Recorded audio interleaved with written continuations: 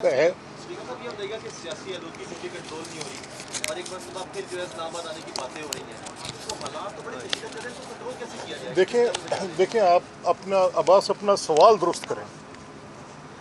ये सियासी नहीं है, ये फसादी है। सियासत तो होती है डायलॉग, सियासत होती है मैंने एक एहतजाज करना है, मैंने एक मोर्चा निकालना है, जुलूस निकालना है। तो मैं माल रोड के एक तरफ चल रहा हूँ, हज़ारों की तादाद में चल रहा हूँ, मेरे हाथ में प्ले कार्ड्स हैं, बैनर्स हैं, मैं ड्रम बीट भी करता जा रहा हूँ, मैं स्लोगनरिंग भी करता जा रहा हूँ, मैं तकारीर भी करता जा रहा हूँ, मैं रीगल चौक पे खड़े होकर तकरीर भी कर रहा हूँ। लेकिन मैं उसके साथ वायलेंस अटैच नहीं कर रहा। मैं अपना काम कर रहा हूँ, सिविक लाइफ अपना रास्ता ले रही है, गाड़ियाँ रवां दवाएँ चल रही हैं और ये होते हमने देखा है। मैं इसमें पीपल्स पार्टी की तारीफ़ करूँगा। मैं सिंध में गया, मैंने ये एहतजाज देखा, मैं जमात इस्लामी की तारीफ़ करूँगा। मुस्लिम लीग ने की हैं, बेतहाशा की हैं, पीडीएम ने की हैं। मैं रीसेंट पास में आपको ले आता हूँ। ये कभी नहीं था। आप मुझे बताएं 2014 से लेकर आज तक, टेल मी वन इवेंट जिसने तशद्दुद का इजहार नहीं किया। टेल मी वन इवेंट जिसमें वायलेंस नहीं हुआ। टेल मी वन इवेंट जिसमें लाशें नहीं गिरी।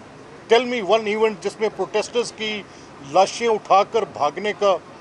ये देखें, मेरा सवाल ये है, एक शख्स जिसके साथ मेरे हाफजे में सिर्फ धरना, जिसके साथ सिर्फ घेराव जलाओ, जलती हुई बसेस, जलते हुए बैंक, जलते हुई कम से कम 29 छावनियों के मिलिट्री के वो कोर कमांडरों के घर, मसाजिद को लगी आग। ये यहाँ पे वो जो शाह था बच्चा, जो थोड़ा जिले शाह, जो डिफरेंटली एबल्ड था बच्चा, उसकी लाश उठाकर वो we were the one who got to know it कि खुद हॉस्पिटल लेकर गए। जो पीटीआई का बंदा लेकर गया उसने मुझे खुद बताया। मैं उस दिन चौधरी परवेज़ इलाही साहब के पास था। मैं उनसे ये कह रहा था असम्बली ना तोड़ें। मैं उनसे कह रहा था कि एक गैर आइनी कदम आपका 2 महीने की पहली पॉलिटिकल एक्सपेडेंसी, मेरे पास 4 गवाह इस बात के, उसके बाद फर्दर अनकॉन्स्टिट्यूशनलिटी, मोर पॉलिटिकल डिस्टेबलाइजेशन आप आज इसके अंदर इंजेक्ट कर देंगे। Sir please don't do it. तो मेरा ये कहना है कि आप सियासत और फसाद में फ़र्क निकालें।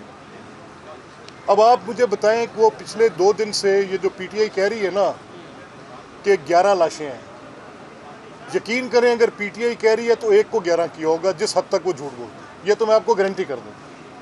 अब जनाजा अगर किसी का जाता है, खुदा न खास्ता, अब ये रेंजर्स वाले हमारे जवान शहीद हुए हैं, तो पूरी दुनिया ने देखा है। वहाँ पर आर्मी चीफ गए हैं, शहबाज साहब गए हैं, प्राइम मिनिस्टर गए हैं, पूरी फेडरल कैबिनेट गई है, दुनिया वहाँ पर जा रही है। वो जो बेचारे हमारे लोग ज़ख्मी पड़े हैं, किसी का स्कल फ्रैक्चर्ड है, किसी की बोन फ्रैक्चर्ड है, किसी की हड्डी टूट गई है, जिसको लाइफ के लिए उन्होंने उनको लिम्प करने के लिए छोड़ दिए है, सैकड़ों की तादाद में हैं। वो सारे पड़े हैं, जाकर देखे जा सकते हैं। चले भी कैमरा में आपको दिखाता हूँ। शो मी वन। एक मेरे दोस्त हैं फजले हनान केपी से, मेरे वो यूनिवर्सिटी के क्लास फेलो हैं, मेरे साथ वो सोशल मीडिया ग्रुप में इंटरेक्टेड हैं। उनके भाई आतिफ हैं जो उनके केपी के मिनिस्टर हैं। देयर इज़ वन बॉडी जिसका उन्होंने बताया कि ये प्रोटेस्टर थे।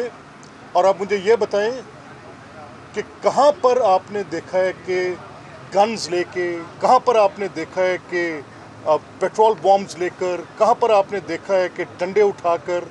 ये किसका सियासी हक है कि मेरे घर को आग लगा दें?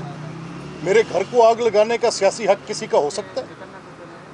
ये सर, इसको आप सियासत ना कहें, इसको फसाद कहें, और फसाद को रोकना हुकूमत की जिम्मेदारी है। कमल साहब, एक तो उनका किरदार की बात होगी, इससे थोड़ा सा आगे जाएं तो दूसरी तरफ जो वज़ीर-ए-आला केपी के हैं वो जरगा बुला रहे हैं। वो बजाय इसके कि सियासी कशीदगी को कम करें, वो जरगा बुला रहे हैं, लोगों को इन्वॉल्व कर रहे हैं, इंगेज कर रहे हैं। तो क्या आप या हमारी मौजूदा गवर्नमेंट को ये मशवरा देंगे कि सियासी कशीदगी को कम करने के लिए कोई डायलॉग का उनको दावत दे? देखिए, मैं डायलॉग किस अंदाज में होना चाहिए, मैं आपके सामने, कल मुझे खैबर पख्तूनख्वा के गवर्नर मिले, तो मैंने उनसे कहा, कुंडी साहब आप गवर्नर हैं, ऑनरेबल गवर्नर हैं, अब मैं आपका एडवाइज़र तो नहीं हूँ, but I would tell you one thing. मैंने कहा आप आइनी सरबराह हैं सूबे के, हर काम जो चीफ मिनिस्टर कर रहे हैं आपके नाम पे कर रहे हैं। सुबह गवर्नर अगर उनको गवर्नर साहब को इनको ख़त लिखना चाहिए, डायलॉग है ना, उनको बताएं कि आप इस सूबे के वसाइल जो कि लोगों की फलाह के लिए थे, जो लोगों की बेहतरी के लिए थे, उनको आप इस मुल्क में इस फसाद के लिए खर्च कर रहे हैं। आप हर रोज़ यहाँ से लोगों को उठाकर वहाँ पे, अब ये मैं उसको वो नहीं करना चाहता, पहले से ही बात करके मैं उसको उनकी बात उनकी राय को प्रेजुडिस नहीं करना चाहता, लेकिन गवर्नर खैबर पख्तूनख्वा को अपनी आइनी जिम्मेदारी, जब हुकूमत ना चल रही हो तो ये सदर मुमलिकत और सूबे के गवर्नर की आइनी जिम्मेदारी है कि वो उस सरबराह मुमलिकत को बता सकते हैं कि वो कहाँ पर गलत है। मोहतरम गवर्नर साहब, आप उनको बताएं, ये आपकी जिम्मेदारी है। अच्छा मलिक साहब, ये बताइएगा, आप सुंदर फाउंडेशन में खड़े हैं, केपी के वज़ीर आला है, फसादियों को लीड कर रहे हैं। अब फसादियों को लीड करने के वज़ीर आला है, तो गवर्नर क्या ऐसे हालात में वहाँ पे गवर्नर राज लगाने? नहीं, देखें, मैं पॉलिटिकल पार्टीज पर बैन और गवर्नर राज्यों के तो मरते दम तक इसकी हमायत नहीं कर सकता। ये फसाद करने वाले को फसादी रखें, निज़ाम पर हमला ना होने दें। सुंदर फाउंडेशन में खड़े हैं, एक अच्छी तंजीम है। पूरी दुनिया में ये देखा गया है कि जो इस तरह की तंजीमें चलाते हैं वो सिर्फ फलाह आमा के कामों पर फोकस रखते हैं।